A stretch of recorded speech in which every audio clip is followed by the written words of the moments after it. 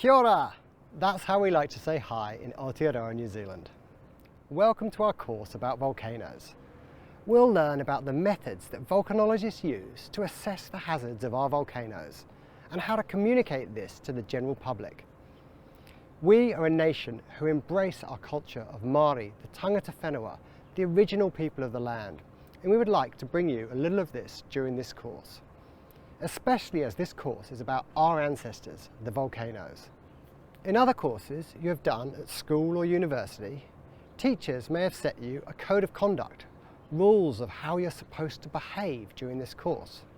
In this course, instead of focusing on the do's and don'ts, we will use a Māori method of a guiding blessing to create links between all of our participants and start our learning journey together.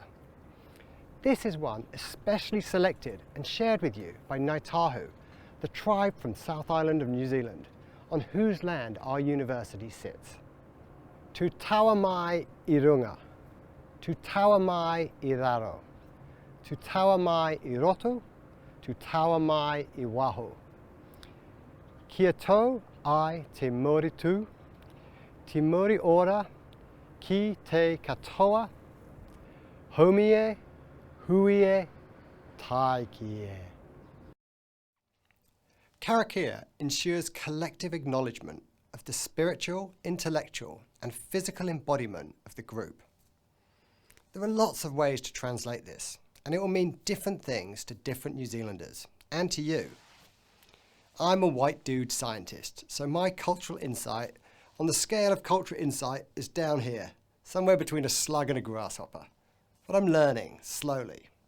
And despite this, I like Karakia, and this one in particular, because to me, it could also be interpreted as invoking the energy of our planet, as well as the group.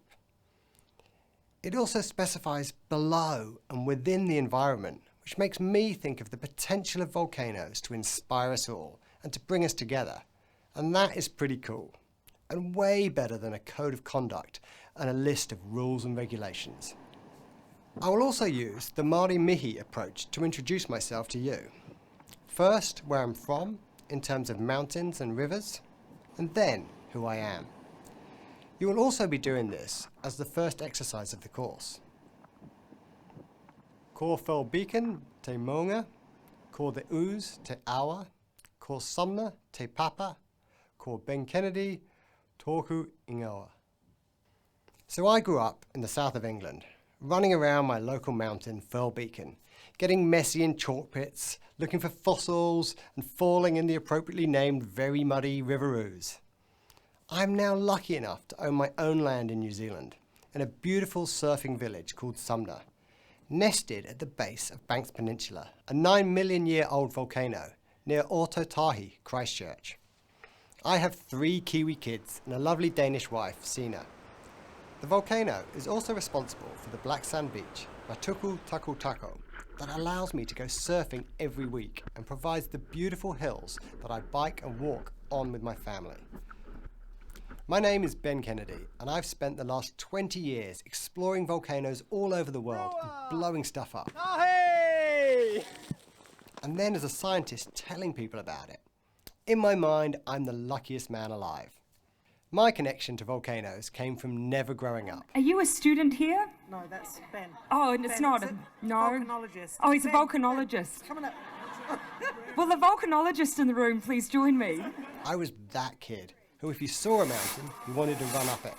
And if there was something blowing up, he wanted to work out how to make it more awesome. And things haven't changed. Now, I also do research into how people learn.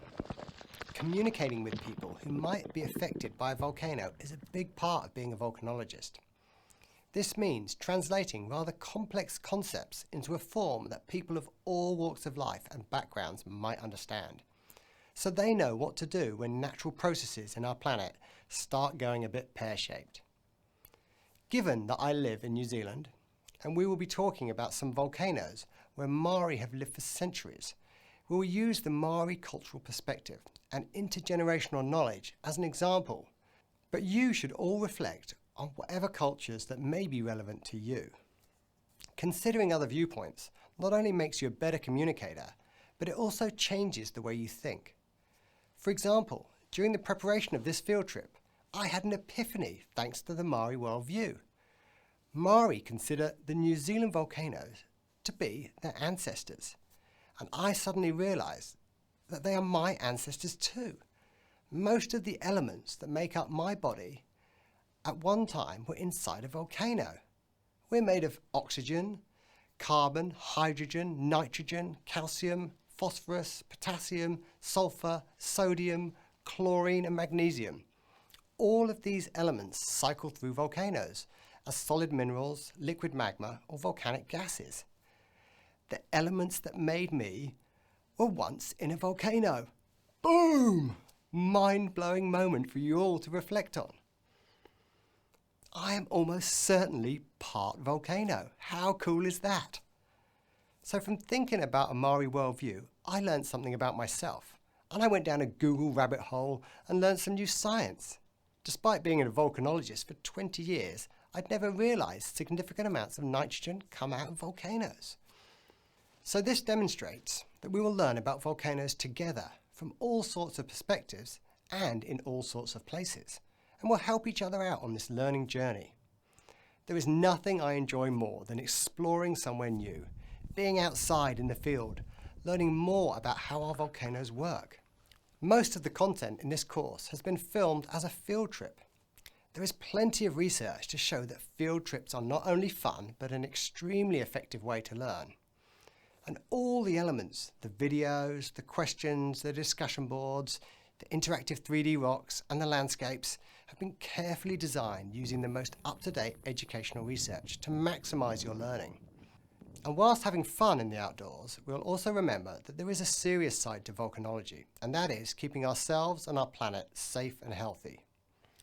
This course should fuel your passion for volcanoes by looking at our local New Zealand volcano family and going on an adventure to Iceland.